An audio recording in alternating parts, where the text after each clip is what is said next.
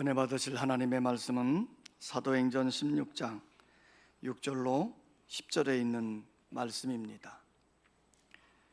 이 계시의 말씀을 읽을 때에 우리와 함께 하시는 성령님의 음성으로 들려줄 수 있기를 원합니다. 우리 함께 낭독을 하겠습니다. 성령이 아시아에서 말씀을 전하지 못하게 하시거늘 그들이 부르기아와 갈라디아 땅으로 다녀가 무시아 앞에 이르러 비두니아로 가고자 했으되 예수의 영이 허락하지 아니하시는지라. 무시아를 지나 드로아로 내려갔는데 밤에 환상이 바울에게 보이니 마게도나 사람 하나가 서서 그에게 청하여 이르되 마게도나로 건너와서 우리를 도우라 하거늘 바울이 그 환상을 보았을 때 우리가 곧 마게도나로 떠나기를 힘쓰니 이는 하나님이 저 사람들에게 복음을 전하라고 우리를 부르신 줄로 인정함이로라.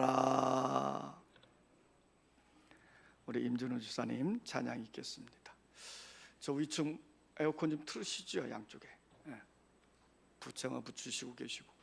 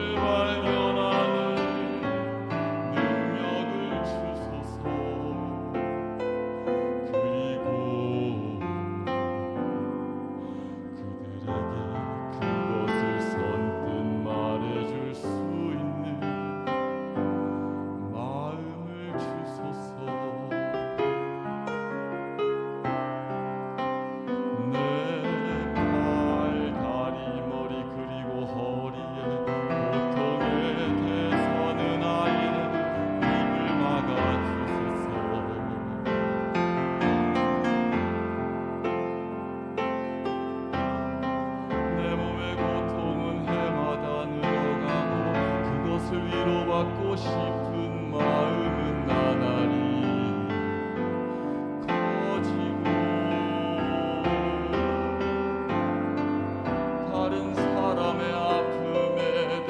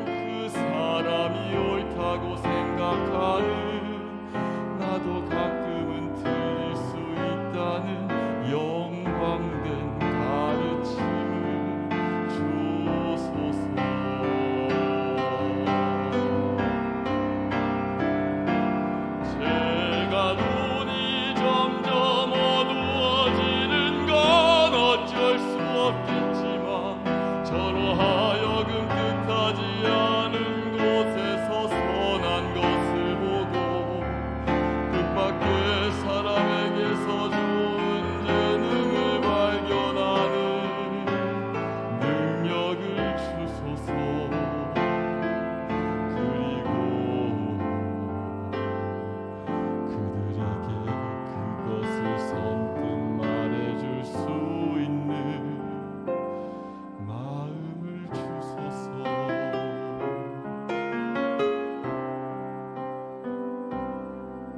그들에게 그것을 선뜻 말해줄 수 있는 마음을 주소서.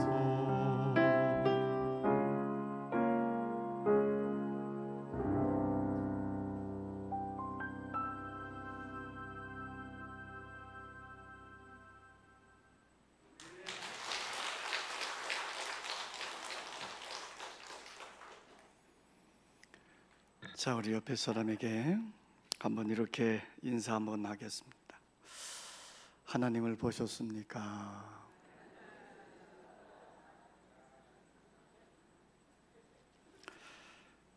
하나님은 영이신 분이시기 때문에 사람의 눈에 보이지 않습니다. 그럼에도 불구하고 하나님 자신을 우리들에게 드러나 나타내 보여주실 때가 있습니다.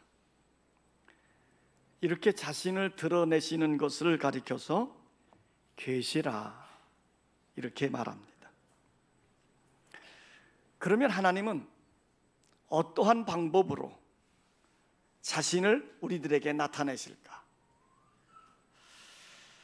자, 우리 하나님은 자연을 통해서 자신을 나타내시기도 합니다.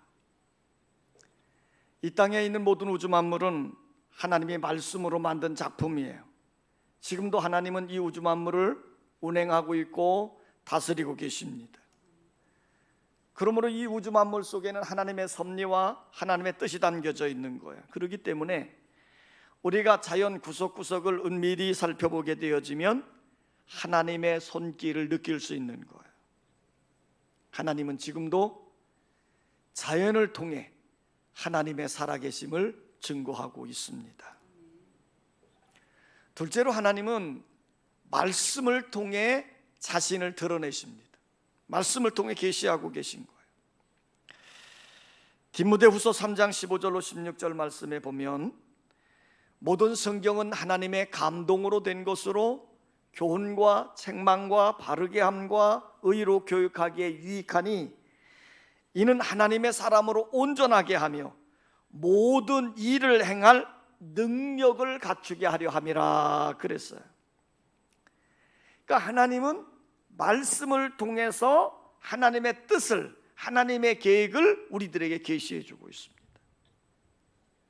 세 번째는 역사를 통해서 하나님을 나타내 주십니다. 하나님은 역사의 흥망성쇠를 주도하고 계시고 한 개인의 생사화복을 다스리고 계십니다. 그러므로 인류의 역사를 살펴보면 사람들에 의하여 이끌어진 것이 아니라 보이지 않는 하나님의 손길이 인도하고 있음을 우리는 깨닫게 됩니다. 지금도 하나님은 이 역사에 개입하셔서 역사를 하나님의 뜻 가운데 인도하고 계신 줄 믿습니다. 네 번째는 성령을 통해서 하나님 자신을 계시해 주십니다. 하나님은 성령을 통해서 감동을 주고 깨닫게 하고 결단케 해서 하나님의 말씀에 순종하게 하고 그리고 우리를 인도해 주시는 거예요. 우리가 성경을 통해 보면 하나님은 성령을 통해서 때로는 환상으로, 때로는 꿈으로, 때로는 예언으로, 때로는 영음으로 우리에게 계시해 주시기도 하는 거예요. 요엘 선지자를 통해서 이렇게 말씀했습니다. 그 후에 내가 내 영을 만민에게 부어주리니 너희 자녀들이 장래일을 말할 것이며 너희 늙은이는 꿈을 꾸며 너희 젊은이는 이상을 볼 것이며 그랬어요. 그러니까 성령을 통해서 예언과 꿈과 환상으로 하나님 자신을 계시해 주신다는 겁니다. 사도 요한은 patmos섬에서 기도하다가 하나님의 환상을 보고서 요한계시록을 기록했습니다. 스데반 집사는 순교를 당할 때에 하늘의 문이 활짝 열려지고 하나님이 거룩한 보좌에 앉아 계신, 영광스러운 보좌에 앉아 계신 것과 그 우편에 서 계신 예수 그리스도를 바라보면서 끝까지 복음을 전하다가 순교한 것을 우리는 알 수 있습니다. 사도 바울은 특별히 하나님의 계시와 환상을 많이 본 사도였습니다. 그는 성령으로 충만하여 전도했고 환상과 계시를 통해서 하나님의 뜻을 알게 되어졌고, 그리고 13권의 성경을 기록까지 하게 되었습니다. 이런 놀라운 환상을 경험한 사도 바울이 이런 고백을 하지요. 무익하나마 내가 부득불 자랑하노니 주의 환상과 계시를 말하리라. 그러니까 바울은 자신이 하나님의 성령에 의하여 본 환상과 하나님이 주신 놀라운 계시를 고백하고 있는 거예요. 바울은 이 환상이, 이 계시가 사도 바울을 변화시켰고 하나님의 뜻대로 인도했고 그가 믿음의 생활 속에서 승리하도록 만들어준 거예요. 오늘 성경 가운데 보면 사도 바울이 본 환상이 크게 3가지로 나와져 있는데 매우 중요한 의미들을 담고 있습니다. 그러면 바울은 어떠한 교회의 환상을 통해서 하나님의 계시를 경험했을까? 따라서 합시다. 바울이 회개할 때 환상을 보았다. 예루살렘에 큰 핍박이 일어났습니다. 그러니까 기독교인들이 이곳저곳으로 다 도망가 숨는 거예요. 특별히 다메섹이라는 곳에 많은 기독교인들이 있다는 소문이 들리는 겁니다. 이 소문을 듣고 사울이라고 하는 젊은이가 군대를 이끌고 이 기독교인들을 잡으러 다메섹에 가는 겁니다. 다메섹으로 가는 도중에 하늘에서부터 강렬한 빛이 이 사울에게 내리쬐어지게 되어지고 이 사울은 꼬꾸라져 이제 엎드리게 되어졌습니다. 그때에 하늘에서 음성이 들리는 겁니다. 사울아 사울아 내가 어찌하여 나를 박해하느냐. 사울이 묻습니다. 주여 누구시옵니까? 그때 또 말입니다. 나는 내가 박해하는 예수라. 나는 내가 박해하는 예수라. 자, 예수 그리스도를 박해하고 기독교인들을 박해하던 사울이 환상을 통해서, 이 계시를 통해서 부활하신 예수 그리스도를 만나게 되어집니다. 이 부활하신 예수 그리스도를 만나고 난 다음에 그의 강박한 마음이 깨어지고 예수 그리스도를 믿게 되어지고 회개하게 되어져서 새 사람이 되어지는 겁니다. 아나니아라고 하는 선지자를 통해서 기도도 받고 말씀으로 위로를 받은 다음에 이 바울은 변하여 새 사람이 되어졌습니다. 이제까지는 예수 그리스도를 믿는 사람들을 핍박하던 사람이 변해서 이제는 예수를 믿고 그 예수를 증거하는 전도자로 큰 변환이 일어나게 되어진 것입니다. 여러분, 하나님은 어떤 상황에서 환상을 주고 자신을 계시할까요? 각박한 자의 마음에 변화를 일으킬 때 성령이 역사하는 거예요. 하나님의 성령이 역사하시면 아무리 강박한 심령이라 할지라도 그 마음이 깨어지고 그 마음이 부드러워지고 그 마음이 변화되어지는 거예요. 그러므로 여러분, 우리들 스스로 생각해서 판단하거나 정죄해서는 아니 됩니다. 하나님이 역사하시면 어떠한 사람이라도 변화되기 때문이에요. 어느 누구는 절대로 안 변할 거야, 세상이 두 쪽 나도 그 사람은 절대로 예수 안 믿어, 이렇게 판단해서는 안 된다는 거예요. 하나님은 지금도 환상과 계시를 통해서 사람들의 마음을 열고 사람들의 마음을 깨트리고 계시기 때문입니다.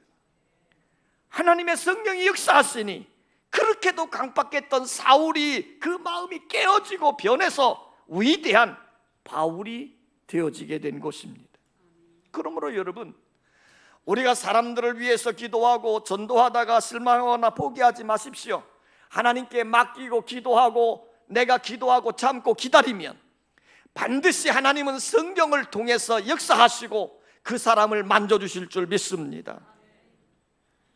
성령이 우리 사람들에게 역사하는 방법이 성경엔 여러 가지로 나와져 있는데, 우리가 몇 가지 생각해 보면 하나님의 성령은요, 우리 사람들의 마음의 양심을 다스리기도 합니다.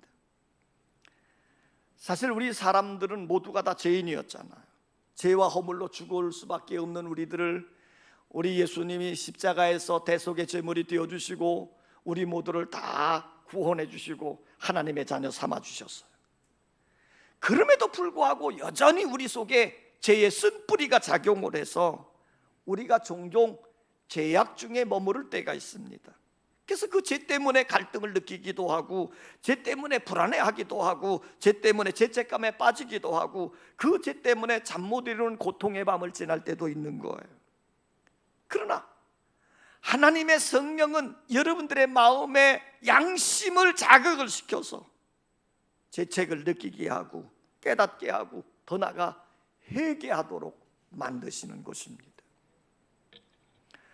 또 성령은 어떻게 역사하시는가?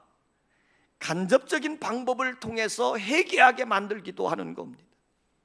내가 당한 일은 아니지만 다른 사람들이 당한 사건을 보면서 깨닫게 만드는 거예요.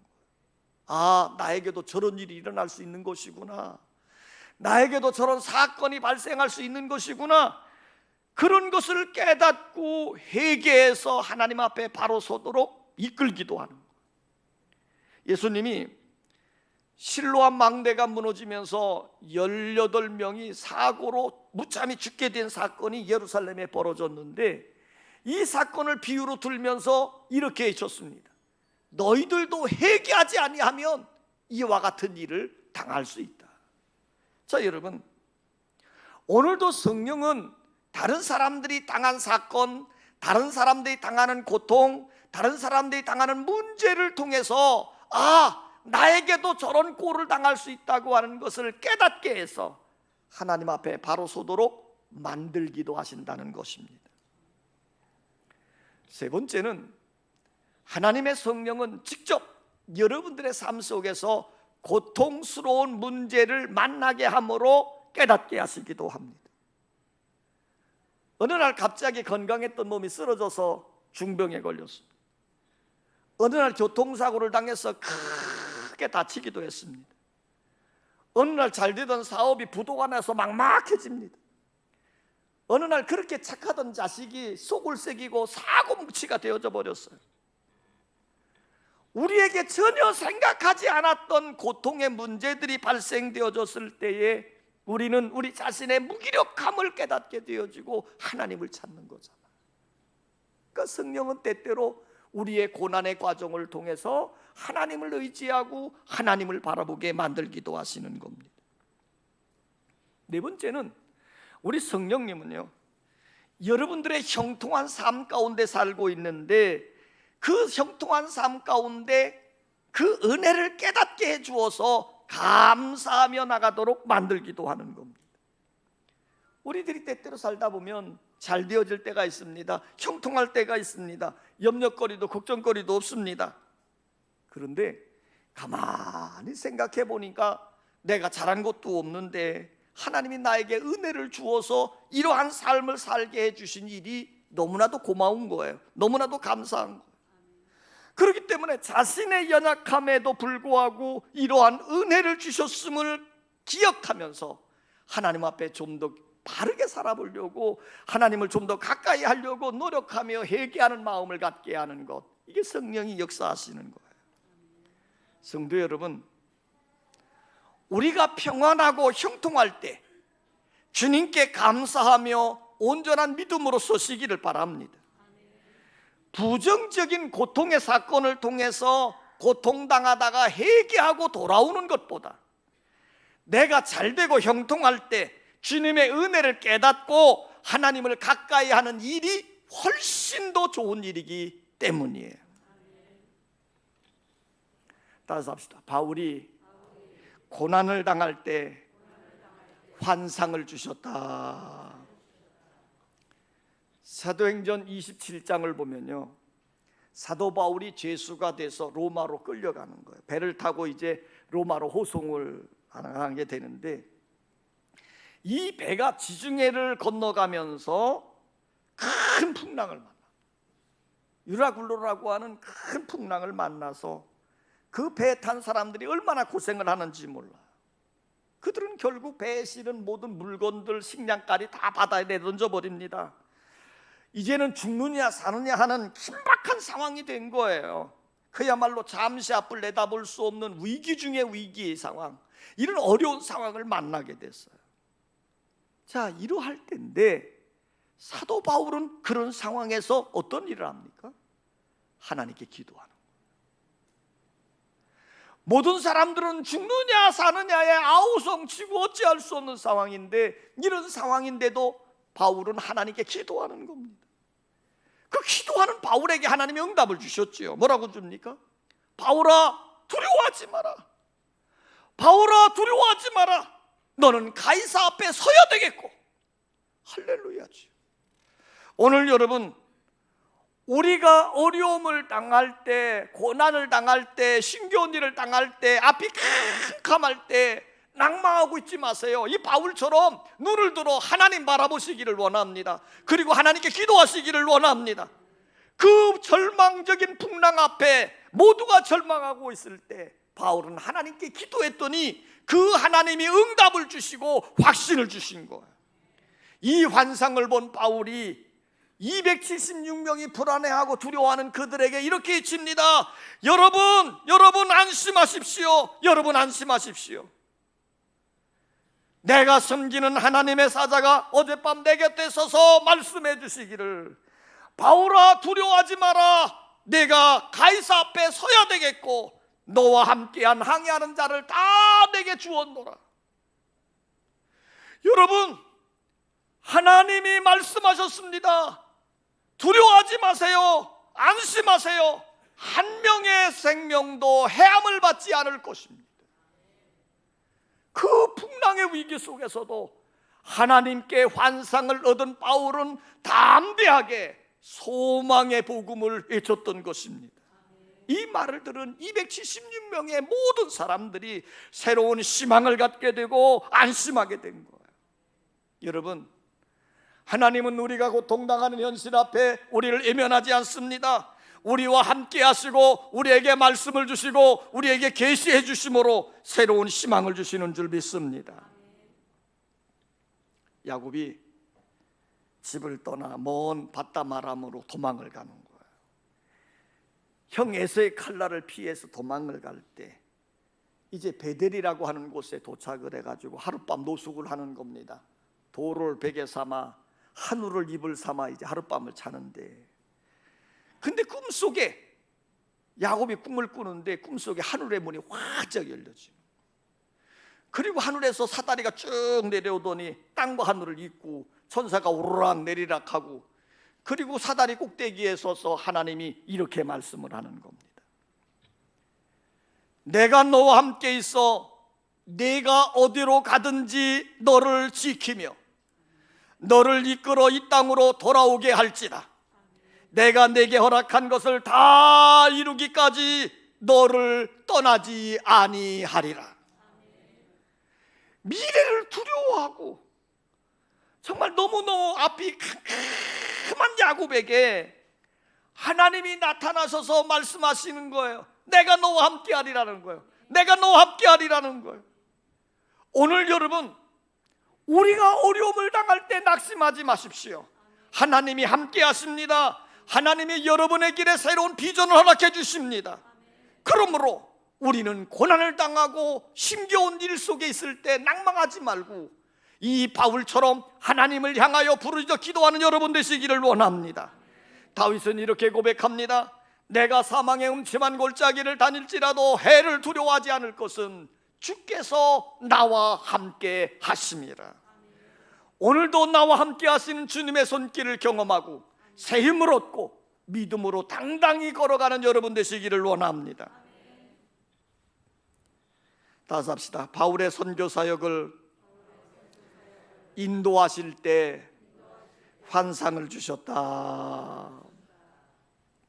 바울이 제2차 전도 여행을 거의 마무리하고 있을 때, 이제 소아시아 전도 여행을 마감할 때입니다. 이제 마지막으로 드로아 지역을 이렇게 지나가게 되는데, 그때 바울이 속으로 생각하는 거예요. 다음에는 어디에 가서 복음을 전할까? 어디에 가서 전도를 할까? 이런 생각을 하다가, 그래, 갈라디아 지방으로 가서 복음을 전하자, 이렇게 마음에 계획을 세웠어요. 마음에 정한 거예요. 이 갈라디아 지방은 어디냐면 아시아 지역입니다. 그러니까 바울은 이 아시아 지역으로 가서 내가 복음을 전하리라, 전도하리라, 이런 계획을 가지고 있고, 이런 계획 속에 바울이 한 일이 뭐냐면 하나님께 기도하는 겁니다. 바울은 철저한 계획을 세우고 준비를 했음에도 불구하고 바울이 뭐 합니까? 기도하는 거예요. 그랬더니 그런 기도하는 바울에게 하나님이 한 환상을 줍니다. 오늘 본문 9절이에요. 밤에 환상이 바울에게 보이니 마게도냐 사람 하나가 서서 그에게 청하여 이르되 마게도냐로 건너와서 우리를 도우라. 바울은 지금 자신의 계획 속에 갈라디아 지방으로 가서 아시아로 가서 복음을 전하려고 하면서 기도를 하고 있는데, 기도 중에 환상이 마게도냐 사람이 와가지고 우리를 좀 도와주세요, 우리를 도와주세요 하는 환상을 보게 된 거예요. 그래서 바울이 갈라디아로 가려고 했던 발걸음을 돌이켜서 이제 에게해를 건너 마게도냐 지방으로 건너가서 복음을 전하게 됩니다. 이것이 유럽 선교의 첫 출발이에요. 기독교 복음이 세계화가 되어지는 첫 시작점이 되어졌더라는 거예요. 사도 바울이 복음을 전하기 위해 뜨거운 사명에 잡혀 있을 때 바울이 홀로 일하도록 내버려 두신 것이 아니라 성령님이 그와 함께 하셨고 성령님이 그 걸음을 인도해 주셨더라는 거예요. 여기서 우리는 중요한 것을 발견해야 됩니다. 바울은 복음을 전하기 위해 준비도 잘했습니다. 계획도 잘 세웠습니다. 그럼에도 불구하고 바울이 한 일은 뭐냐면 하나님께 기도하는 일이에요. 오늘 우리는 이것을 배워야 됩니다. 여러분들이 인생살이를 사는 거, 내가 열심히 살고 건강관리 잘하고 뭐 하면 된다 라고만 생각하면 아니 된다는 겁니다. 반드시 우리는 하나님께 맡기고 기도해야 됩니다. 하나님이 도우셔야 되기 때문이에요. 하나님이 인도해 주셔야 되기 때문이에요. 오늘 바울은 하나님이 인도해 주시기를 위해서 간절히 기도할 때 한 환상을 보여주시고 그에게 계시를 주면서 그를 인도해 주신 것입니다. 바울이 아시아로 가서 복음을 전하고 했던 그것을 막으시고 마게도냐로 인도해 주신 거예요. 오늘 보면 6절에 보면 성령이 아시아에서 말씀을 전하지 못하게 하시거늘 7절에 예수의 영이 허락하지 아니하시는지라 그랬어요. 여러분, 하나님이 바울이 아시아로 가려고 하는 것은 막으셨고 새로운 길을 열으셨는데 그 길은 어디입니까? 마게도냐로 가는 길을 열어놓으셨다 하는 거예요. 9절에 말씀하지 않습니까? 밤에 환상이 바울에게 보이니 마게도냐 사람 하나가 서서 그에게 청하여 이르되 마게도냐로 건너와서 우리를 도우라 하거늘. 자, 여러분, 하나님이 바울이 아시아로 가는 길을 막으셨고 새로운 마게도냐로 가는 길을 열어놓으신 것입니다. 여기서 바울은 막으시는 하나님, 허락하시는 하나님을 보고 있는 겁니다. 닫히는 문과 열리는 문을 보고 있는 거예요. 성도 여러분, 왜 하나님이 우리의 길을 막으신다고 생각합니까?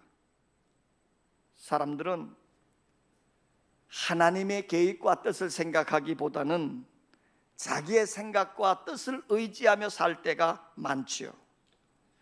우리 사람들이 연약하기 때문에, 나는 무기력하기 때문에 그렇게 말을 하면서 사는데, 정작 자기가 연약하고 무기력하기 때문에 전능하신 하나님을 의지하고 하나님께 맡기고 살면 되는데, 입술로 무기력하다고 고백은 하면서도 절대로 하나님 의지하지 않잖아요. 누구 뜻대로 삽니까? 자기 뜻대로 여전히 살아가고 있어요. 그래서 하나님은 때때로 우리가 가는 길을 막으실 때가 있는 것입니다. 지금 사도 바울이 아시아로 가서 전도하려고 하는 계획을 막으셨습니다. 왜 막으셨을까요? 하나님은 미래의 좋은 결과를 보시면서 막으신 겁니다. 하나님은 잘못된 길로 갈 때 막으시는 겁니다. 하나님의 뜻과 계획에 어긋난 길로 갈 때 막으시는 거예요. 그러므로 우리가 가고 있는 길이 막혀질 때 우리는 깊이 생각해 보아야 됩니다. 하나님이 우리에게 더 좋은 것을 주시려고 막고 계시는 거구나. 하나님이 우리에게 더 큰 축복을 하시려고 내 길을 막고 있는 것이구나.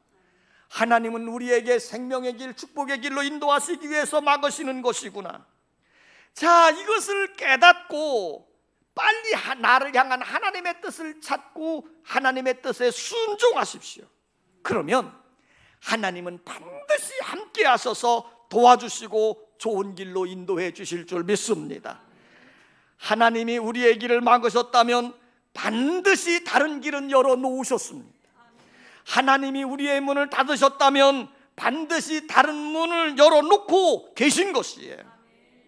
사도 바울은 영적으로 깨어 있었기 때문에 철저히 하나님의 뜻을 깨닫고 하나님의 뜻에 순종해 감으로 마게도냐로 가서 복음을 전한 거예요. 그럴 때 유럽 전도의 문이 열려진 거고, 그 일로 인해서 세계 복음화가 시작이 되어지는 시초점이 되어졌다 하는 거예요. 여러분, 우리 한국 선교가 어떻게 이루어졌다고 생각합니까? 우리 한국 최초의 선교사 중 한 명이 언더우드인데요, 이 언더우드라고 하는 분은 신학교를 졸업하고 인도로 가서 복음을 전하리라 결심을 하고 1년 동안 의학과 인도의 말을 공부하고 있었습니다. 이렇게 열심히 준비하면서 기도할 때 어느 날 주님의 음성이 들렸는데, 어찌하여 너는 한국으로 가지 않느냐? 아니, 지금 인도로 가려고 준비하고 있는데 이 언더우드에게 들려진 음성이 뭐냐면, 어찌하여 너는 한국으로 가지 않느냐? 자, 이 환상을 보고 난 언더우드가요, 그때서야 한국이란 나라가 있구나, 한국이란 나라가 어디 있는가, 그리고 지도책을 펴놓고 살펴보기를 시작했다는 거예요. 그리고는 1885년 4월 5일에 우리 감리교 아펜젤러 선교사 부부와 이 언더우드 선교사가 우리 한국에 최초로 발을 디디게 되어진 것입니다. 여러분, 이들은 내 뜻대로 전도하러 간 사람이 아니에요. 주의 환상을 보고 계시를 통해 하나님의 뜻에 순종한 사람들입니다. 이들은 기꺼이 주님의 뜻에 자기의 뜻을 포기하고 순종해 갈 때 전도의 큰 열매를 맺게 되어진 겁니다. 사도 바울이 순종함으로 유럽의 전도, 세계 복음화가 이루어지게 되어졌고, 언더우드의 순종함으로 한국의 복음의 꽃이 피워지게 되어진 것입니다. 성도 여러분, 한 사람이 중요합니다. 한 사람이 필요합니다. 사도 바울처럼 성령의 인도하심에 순종함으로 주님의 뜻을 이루어 드리는 자들이 되어져야 됩니다. 영적으로 깨어 있어 주님의 뜻에 순종해 갈 때 하나님의 일에 주역으로 쓰임 받을 수 있습니다. 종교개혁자 말틴 루터가 힘든 종교개혁을 진행하다가 피곤해서 깜빡 잠이 들었는데 그 꿈속에서 이런 환상을 보았어요. 천상에서 사탄들이 모여가지고 회의를 하는 겁니다. 지상에서 활동하던 사탄들이 하늘에 있는 두목 사탄에게 보고하는 내용이에요. 한 사탄이 이렇게 보고합니다. 두목님, 저는 사막길을 걸어가는 그리스도인들에게 겁주기 위해서 사자를 보냈거든요. 그랬더니 기독교인들이 사자 앞에 벌벌 떠는 게 아니라 오히려 평화롭게 기도하고 있어요. 두 번째 사탄이 보고를 합니다. 두목님, 저는 바다를 항해하는 예수쟁이들에게 큰 폭풍이 일어나게 해가지고 배를 파손시켜 버렸습니다. 그랬더니 그들이 그 험난한 지경에 암초에 올라가서 찬송을 부르고 있어요. 세 번째 사탄이 보고를 합니다. 저는 한 교회에 가가지고 아무 일도 안 했습니다. 10년 동안 아무 일도 안 해서 모든 일들이 잘 되게 하고 평화롭게 하고 모든 일이 형통하게만 해주었습니다. 그냥 평화롭게만 해줬어요. 그랬더니 10년이 지났더니 그 성도들이 영과 육이 다 팍 썩어버렸습니다. 자, 지금 이 사탄들이 하는 이야기를 꿈속에서 보았던 마틴 루터가 말하는 거예요. 오늘 우리가 평화로움 속에서, 안일함 속에서 살다가 보면 영적으로 타락해서 팍 썩어버린다는 겁니다. 여러분, 지금 우리가 살고 있는 시대는요, 영적으로 너무 무기력해져 가는 시대입니다.